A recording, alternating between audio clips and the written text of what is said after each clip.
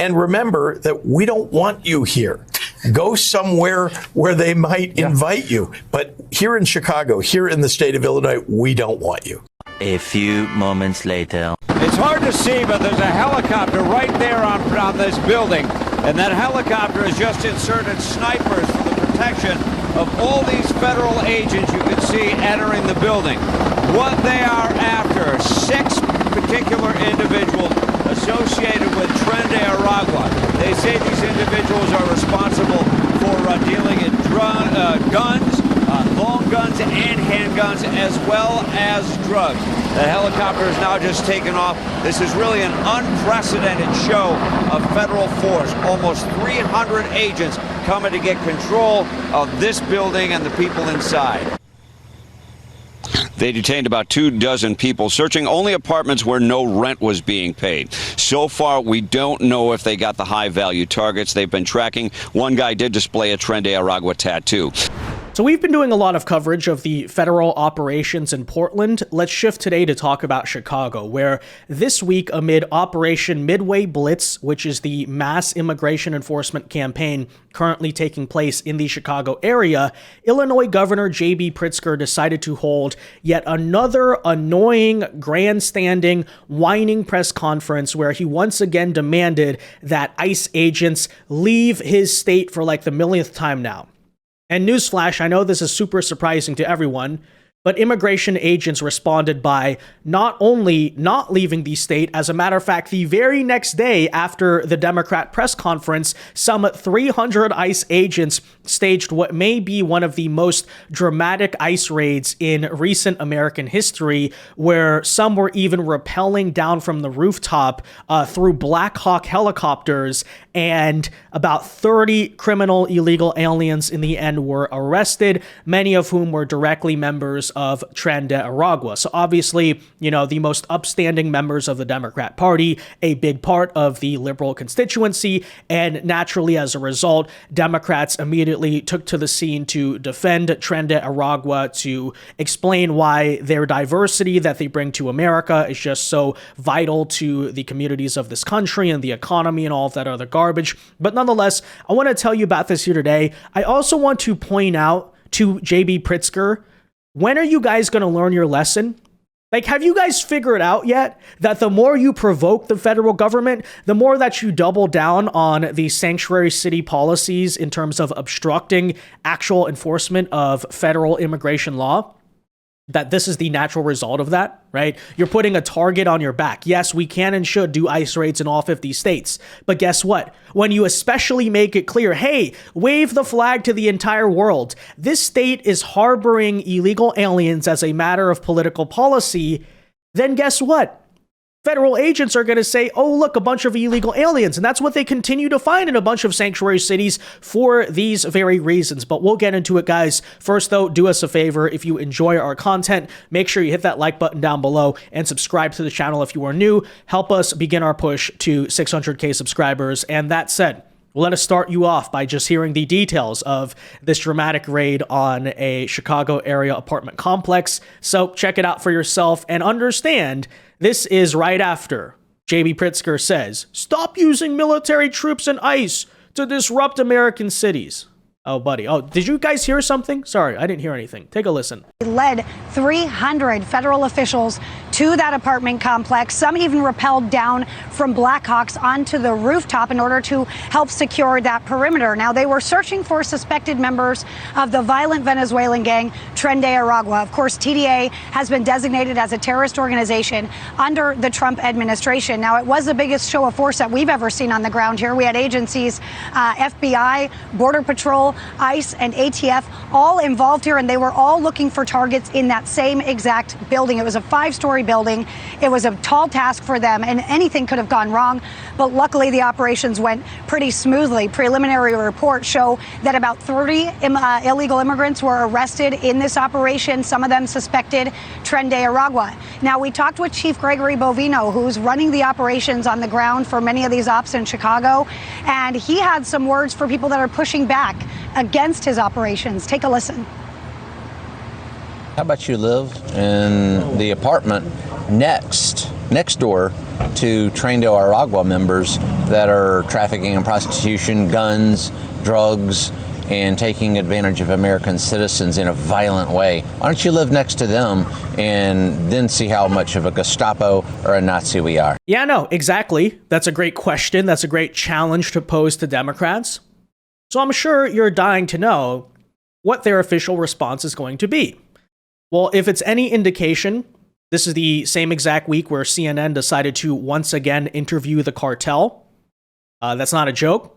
Yes, they're doing this. Yes, this is not the first time. Take a listen. Do you think what President Trump has been doing has been making your job tougher? Oh, yeah. Yeah. Yes? Yes. But it's becoming more difficult, you think? Yeah.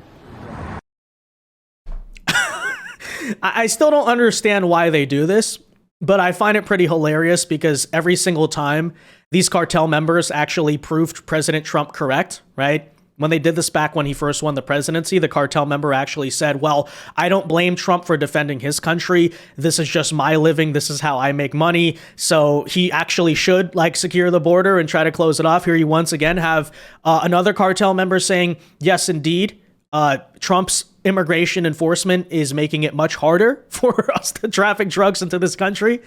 But, I'm sure the Democrats are now going to be very upset that, their own voters are admitting that Trump's policies are working, right? You're going to hear once again. I asked that question, by the way, to JB Pritzker. It's completely true. Hey, if you're going to go out and argue that there were such upstanding members of society living in this apartment complex, then why don't you go in there and live there, right? Instead, you're going to scream from 40,000 miles away that, hey, everything was perfectly fine. They're just harassing law-abiding citizens. Don't you know? We need violent criminals in this country because they enrich our culture and vote for the Democrat Party and use Medicaid. Just such a stunning endorsement of what we're dealing with here. That said, I want to now shift to show you what was said in this ridiculous press conference because as one example, juxtaposing it with the images of TDA members getting rounded up and arrested, JB Pritzker, of course, responds by saying, quote, they're not targeting violent criminals or gang members, really. They're arresting tamale vendors. What a amazing argument on illegal immigration, but take a listen. Meanwhile, ICE's chief offender, Gregory Bovino, has been leading the disruption and causing mayhem while he gleefully poses for photo ops and TikTok videos. Bovino even admitted on the record that they are making arrests based on how you look. Based on how you look. How you look. That's the baseline. They're not targeting violent criminals or gang members. They're arresting tamale vendors and delivery men and shaking down families. Donald Trump and Kristi Noem and Tom Homan said they were targeting the worst of the worst criminals. They lied, and they continue to lie. 60% of the individuals that ICE has taken in Illinois this year have no criminal convictions of any kind. ICE is running around the loop harassing people for not being white. Just a year ago, that was illegal in the United States. Now, ICE is making it commonplace. That's not making America great. Well, first of all, JB Pritzker, nobody knows what you're actually talking about. But secondly, no, anyone who is here in the country illegally is a target for deportation. Legally speaking, they can be deported. Now, you could make the argument that on the priority list, we should first of all go for the violent criminals, but it doesn't mean that the rest of them are immune from deportation. By the way, you point out 60% of them have no criminal record, meaning they haven't committed any crimes besides illegally entering or illegally staying in the United States. But I'd further point out that, okay, so that means the rest of the 40%, it's almost close to 50-50, are actual criminals. To me, in any immigration enforcement operation, that's actually, again, considering that anyone who is illegal can be deported, that's actually a pretty strong reflection. It proves the fact that while illegal aliens in general are subject for deportation, the worst of the worst are being targeted. Because if almost 1 in 2 is among the worst of the worst of all of the illegal immigration actions going on and all the mass deportations, then that's proving their point. Again, You know, they're targeting an apartment complex, for instance, in this case, because they believe Tren de Aragua members to be there. That's number one. But secondly, I'd like to respond, by the way, to this ridiculous quote of, they're not targeting violent criminals or gang members, they're arresting tamale vendors. Of course, Democrats have made a big political stand in defending, for instance, illegal alien street vendors. But I actually have a serious response to this because I grew up in Los Angeles. I mean, I've kind of watched this happen in real life, especially as the LAPD just basically said they're no longer going to crack down on illegal street vending, right? Even if you don't have a permit, you're not supposed to be there, you're hurting the local businesses, they're just not going to enforce it. Which is, number one, why exactly is it fair or okay? I understand, by the way, a lot of these people, okay, I get it. They're working hard. They probably want to provide for their family, but everyone has a sob story. Okay, let's break this down by the facts. You're talking about people who, firstly, again, illegally enter the United States. Then they're further engaged in unfair business practices. Because oftentimes they set up these street vendors right outside of restaurants. Keep in mind the restaurants who actually have to pay rent, they pay taxes, they pay for the permitting process, they have to deal with all of those labor regulations and wages and stuff. While this tamale vendor, who is again here in this country illegally, is operating without a permit, without a license, they're taking all cash so they don't have to pay any taxes, etc., etc. Like, why exactly have Democrats decided to make it this big thing to endorse unfair and illegal business practices while, of course, the hardworking people who own restaurants and are doing the system the right way and paying their taxes and paying their rent, all of those things, just have to get all of their business stolen by this street vendor who is able to undercut basically their entire business? Like, that is actually a real thing I witnessed around my neighborhood growing up. And, just want to point that out, right? So when we talk about, the street vendors, they're such hardworking people. Yeah, I'm sure they are.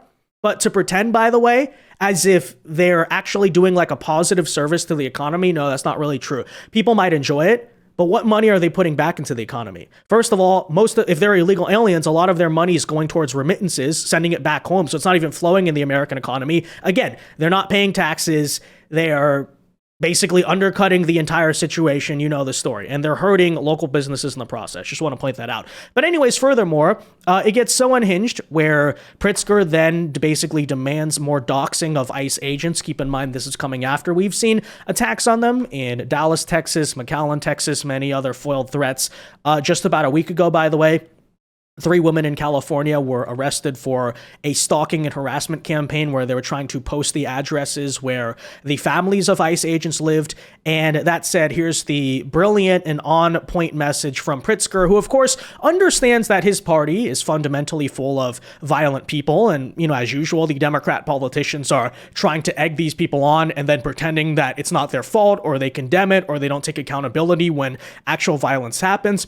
But here you see him saying, get out your cell phones, record and narrate what you see, put it on social media, ask for badge numbers, blah, blah, blah. Take a listen. We'll continue to fight this with everything that we have. So, people of Illinois, we need your help. Get out your cell phones, record and narrate what you see. Put it on social media. Peacefully ask for badge numbers and identification. Speak up for your neighbors. We need to let the world know that this is happening and that we won't stand for it. I was surprised and pleased to see. You won't stand for what? You won't stand for Tren de Aragua members being arrested and removed from the community? Okay. That a federal agent in New York was put on leave after he was caught throwing a woman to the ground.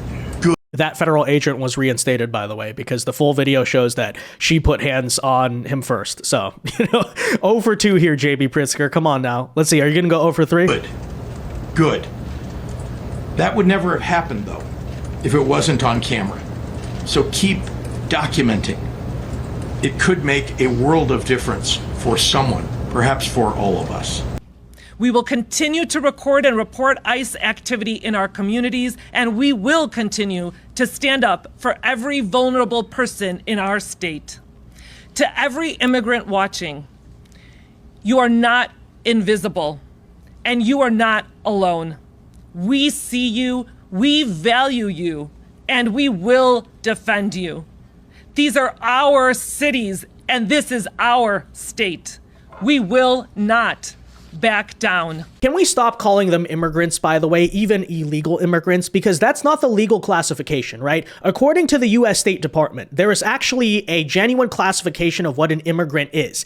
And an illegal alien, which is the proper term, is not an immigrant. Even a temporary guest worker, say someone on an H-1B visa, many others, they're not immigrants either. They're just temporary resident aliens in this country, okay? There's a formal definition of immigrant. The kind of blending of terminology and all this stuff, by the way, you guys can go look that up on the State Department website if you want like the legal classification of this stuff. I'm just so sick of, frankly, even hearing it. Like these people are not even in the same category of immigrants. Okay, and we know why they're trying to lump them together, but that's why, for instance, when I speak, I've been trying to use the word illegal alien as much as possible. Sometimes it's force of habit, I'll say illegal immigrant, but everyone out there, okay, I encourage you, take that term immigrant, even if it's illegal immigrant. No, because they're not even immigrants to begin with. There's a legal meaning of that. They're illegal aliens, okay? And to pretend as if there's any form of legitimacy by which these people came to the country or are overstaying visas or whatever by using the term immigrant, that's not the way it should be. Do not validate this crap in any way. Do not even make it sound like there's any debate or in any way there should be lumped in with people who are actual legal immigrants. No, illegal alien. That's the proper term. Let's be clear about that, number one. Number two, though, you further once again see, okay, multiple Democrat politicians in the same exact press conference continuing to encourage the doxing and harassment and violence campaign pretty openly, by the way, that's been going on against ICE. This, by the way, comes on the same exact day where this is brand new from Fox News. Apparently, ICE has, Apple, I should say, has confirmed that it has removed the ICE Block app from the App Store. This is the thing that was allowing basically people to go on and report ICE raids and then use it to track ICE agents and all this stuff. I tried to say from the beginning that should be illegal. The reason being because, for instance, it is illegal to use, this is common law, by the way. It's illegal, for instance, to use a police scanner for the explicit purpose of evading law enforcement. Well, guess what? The reason that they're using the ICE Block app is so that way illegal aliens explicitly can evade federal law enforcement. Like this, that's the only purpose of the ICE Block app. People are not going on there to be like, I just am really curious to find out where ICE is today. No. So I'm glad to see, by the way, Apple has pushed back on JB Pritzker. They are removing ICE Block from the App Store. The app was letting users notify each other of ICE agent sightings, and DHS had complained about its introduction since this summer. The official Apple statement reads, quote, "We created the App Store to be a safe and trusted place to discover apps based on the information we've received from law enforcement about safety risks associated with ICE Block. We have removed it and other similar apps from the App Store." So there you go. I'm sure JB Pritzker, by the way, Mr. Hey, everyone get your cameras out, was not exactly happy about that. Now, that said, last thing I want to point out is the very Broadview Illinois police chief himself. Keep in mind, this is the area of Chicago where that ICE facility is currently existing. And here he is melting down on live TV after ICE agents apparently called him a coward for refusing to enforce the actual laws of Broadview. Which is completely true, by the way. We have shown you multiple cases, documented cases of riots and violence and vandalism and harassment and all these things just happening right outside of the ICE facility, including that one Democrat candidate who continues to block the road, and then she was standing in front of a moving car and then claimed that ICE was trying to run her over. Well, guess what? I think a very relevant question in all those situations is, where is the local police, right? You keep claiming, by the way, that, the situation, the federal government is doing overkill. They don't need to be doing ICE raids like this. They don't need to be deploying National Guard and all this stuff. Okay, well, just as we said to the police department of Portland, ladies and gentlemen, have you considered actually enforcing your own laws? Well, the Broadview police chief, who we have seen repeatedly not enforce the law, is apparently, playing the victim about that. So take a listen. I was shocked. I've never been spoken to by a fellow law enforcement officer in such a way. Broadview Police Chief Thomas Mills says on top of requiring 75% of his department's manpower for crowd control outside of the ICE processing facility in the west suburban city, he was personally, verbally attacked by ICE agents during a protest. I'm a leader of a department. I know that my office is looking at me for guidance and leadership, and I had to ensure that, I had to stay calm and not engage in such unprofessional behavior. Chief Mills says he was walking across a skirmish on September 12th, the day this video was shot. He was called multiple expletives by an ICE agent, calling him a coward, accusing him of neglecting his duties during protests that got physical. Yeah, no, well, you are a coward. On a macro sense for doing nothing. I mean, first of all, if you're really out here doing your job, why exactly do federal agents, which those clearly appear to be, have to do it for you? And by the way, even on a micro level. So you can clearly see this physical confrontation going on, right? There's all this pushing and shoving with protesters. Look at the police chief. He's just going to stand there, walk by, I don't see anything. And then you wonder why this ICE agent called you a coward. Yeah, because again, you know, the job of these federal agents should be to be dealing with actual illegal immigration matters, detaining criminal aliens, processing them, holding them, making sure they don't escape the detention facility, et cetera, et cetera. And yet here they are on a daily basis dealing with the crowd control and dealing with these protesters because, as you can clearly see, your own officers don't actually do that, right? They might stand outside, but once it gets physical, who's going in and stepping in? So yeah, actually, you guys are cowards. You guys are not doing your jobs. I'm sure, by the way, there's plenty of actual police officers in the department who would be more than willing to stand up here and do the job, but because of largely your orders, Brandon Johnson, the Illinois governor, JB Pritzker, all of you characters basically have this colluded, you know, little plan essentially to make sure that, you know, the police really aren't doing anything to stop violent protests or rioters. Then yes, that's exactly what is happening. Okay. So anyways, there you have it though, guys. ICE, you know, doing a great job as usual, and continued whining and nonstop complaining from the local area Democrats. And apparently now even the police chief is joining in. No, I'm not a coward. I just walked by like this. No. Yeah, okay. That said, guys, let me know your thoughts on all of this in the comment section down below. Be sure to leave a like on this video, subscribe to the channel if you are new. And until next time, God bless and peace.